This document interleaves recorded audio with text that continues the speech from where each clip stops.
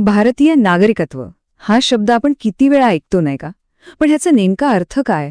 हा विषय तसा थोडा किचकट वाटू शकतो, पण काळजी नसावी. आज आपण तो एकदम सोपा करून समजून घेणार आहोत. चला मग अगदी मुळापासून सुरुवात करूया. भारतीय नागरिक असणं म्हणजे नक्की काय? हा प्रश्न खूप महत्वाचा आहे, कारण आपली ओळख आणि आपल्याला मिळणारे हक्क या सगळ्याचा पाया याच प्रश्नाच्या उत्तरात दडलेला आहे.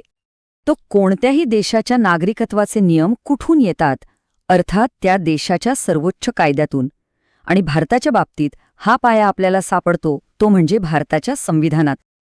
आपल्या संविधानातली कलम 5 ते 11 यांना आपण नागरिकत्वाचा सोर्स कोड म्हणू शकतो. म्हणजे जेव्हा भारत स्वतंत्र झाला तेव्हा देशाचे नागरिक कोण असतील, पाकिस्तानमधून आलेल्यांचं काय होणार आणि भविष्यात याबद्दल कायदे कोण बनवणार, या सगळ्याची मूळ चौकट याच कलमांनी घालून दिली. आता ह्या सगळ्या कलमांमध्ये एक कलम आहे जे सगळ्यात जास्त महत्वाचं आहे, कलम 11. याला आपण एक प्रकारची मास्टर की म्हणू शकतो. का?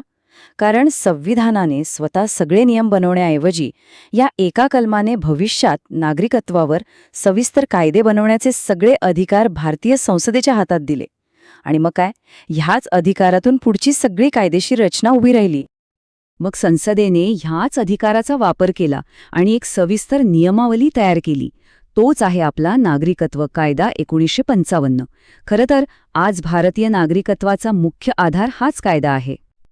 आता या कायद्याच्या दोन महत्वाच्या बाजू आहेत, एका नाण्याच्या दोन बाजूंसारखं. एकीकडे हा कायदा सांगतो की भारतीय नागरिकत्व कसं मिळवता येतं आणि दुसरीकडे ते कोणत्या परिस्थितीत गमावलं जाऊ शकतं. चला तर मग या दोन्ही बाजू जरा जवळून पाहूया. बरं, मग प्रश्न येतो की भारतीय नागरिकत्व मिळवायचं कसं? तर या कायद्यात 5 मुख्य मार्ग सांगितले आहेत. पहिला तर अगदी सरळ आहे, जन्माने.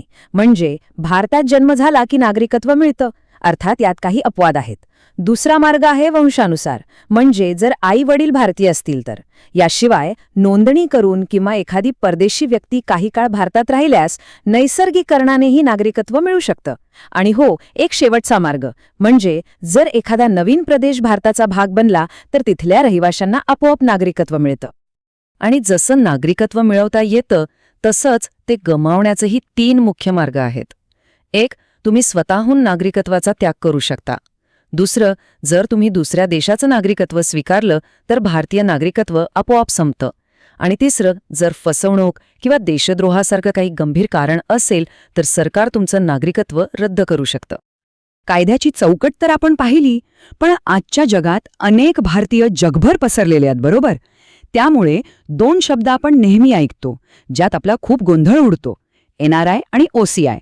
चला, आज हा गोंधळ कायमचा दूर करूया आणि यातला फरक स्पष्टपणे समजून घेऊया. सर्वात आधी बघूया NRI म्हणजे अनिवासी भारतीय. हे समजायला खूप सोपं आहे. NRI म्हणजे कोण? तर तो एक भारतीय नागरिकच असतो. त्याच्याकडे भारतीय पासपोर्ट असतो. फक्त तो नोकरी, धंद्यानिमित्त किंवा इतर कारणांसाठी वर्षाचे 182 दिवसांपेक्षा जास्त काळ भारताबाहेर राहतो, एवढंच. आता OCI पाहूया, म्हणजे भारताचे परदेशी नागरिक. इथेच खरा फरक आहे. लक्षात घ्या, OCI हे भारतीय नागरिक नसतात. ते दुसऱ्या देशाचे नागरिक असतात, पण त्यांचं मूळ भारतीय वंशाचं असतं. म्हणून भारत सरकार त्यांना एक खास दर्जा देतं, ज्यामुळे त्यांना भारतात आजीवन व्हिसासारखे अनेक फायदे मिळतात, पण ते भारताचे नागरिक नसतात. हा तक्ता बघा, यातून फरक अगदी स्पष्ट होतो. सोप्या शब्दात सांगायचं तर NRI हा भारतीय नागरिक असतो, त्याच्याकडे भारतीय पासपोर्ट असतो आणि तो भारतात येऊन मतदानही करू शकतो.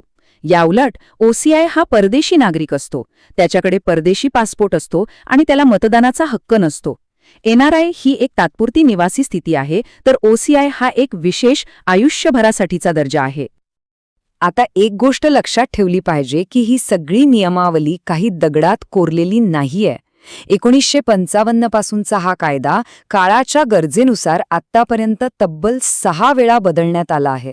यावरून एक गोष्ट स्पष्ट होते की स्थलांतरण, जागतिकीकरण आणि बदलत्या सामाजिक परिस्थितीनुसार नागरिकत्वाची संकल्पनाही सतत बदलत राहते, ती विकसित होत असते. आणि हेच आपल्याला एका खूप महत्वाच्या प्रश्नाकडे घेऊन येतं. आजच्या या कनेक्टेड जगात, जिथे लोक एका देशातून दुसऱ्या देशात सहज प्रवास करतात, राहतात, काम करतात तिथे भविष्यात नागरिकत्व या संकल्पनेचा अर्थ काय असेल? देशाच्या सीमांच्या पलीकडे आपली ओळख कशी बदलणार आहे?